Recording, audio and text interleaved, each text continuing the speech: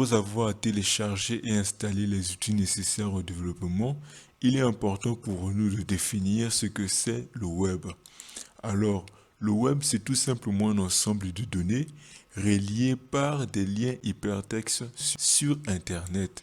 C'est quoi ce mot hypertexte? C'est tout simplement, par exemple là, lorsque je pose mon curseur sur ce nom Wikipédia, on le voit tout de suite souligné et on peut voir vers le bas apparaître un petit lien. Quand je clique sur cette page, on sait tout ce que on va atterrir sur le site de Wikipédia. Donc c'est ça le mot hyperlien. Un peu plus en bas, le web est le terme communément employé pour parler de World Wide Web ou 3W traduit en français par la toile d'araignée mondiale.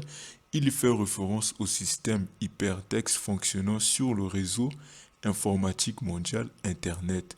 Vous avez sans doute déjà entendu parler d'Internet. Internet, c'est un réseau informatique mondial. On peut imaginer une sorte de ville avec des maisons. Chaque maison possède une adresse et les maisons se communiquent entre eux via des messages par la poste, quelque chose de ce genre. Donc, en gros, c'est une sorte de bibliothèque Internet, une sorte de bibliothèque regroupant plusieurs sites web. Et le web, tout simplement, c'est une application fonctionnant sur Internet. On peut imaginer une sorte de toile d'araignée auquel chaque nez relié entre eux représente une page web, telle que Wikipédia par exemple, tel qu'on peut lire ici.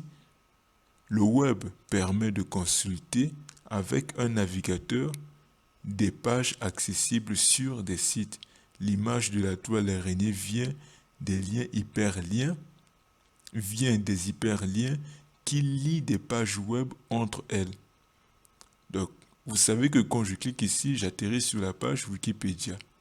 Mais qu'est-ce qui permet à ce qu'on puisse changer de page?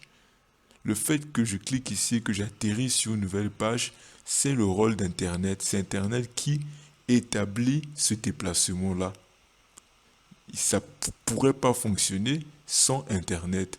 Maintenant, le web, c'est le fait que la page là est chargée. Lorsque nous sommes par exemple sur Google, cette page là est chargée.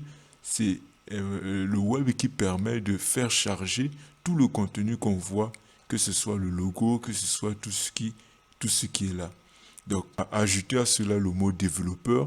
Lorsqu'on parle de développeur, le développeur, c'est la personne qui écrit des logiciels. On peut s'arrêter là. Donc, c'est la personne qui se charge à l'écriture des logiciels. Et lorsqu'on dit développeur web, c'est tout simplement celui qui écrit des logiciels qui vont fonctionner sur le web. Vous avez sans doute déjà joué des jeux vidéo en ligne. C'est le développeur qui écrit ces applications, ces logiciels, ces jeux vidéo qui fonctionnent sur le web. Donc quand on parle d'écriture, on parle d'un langage de programmation. Donc vous utilisez un langage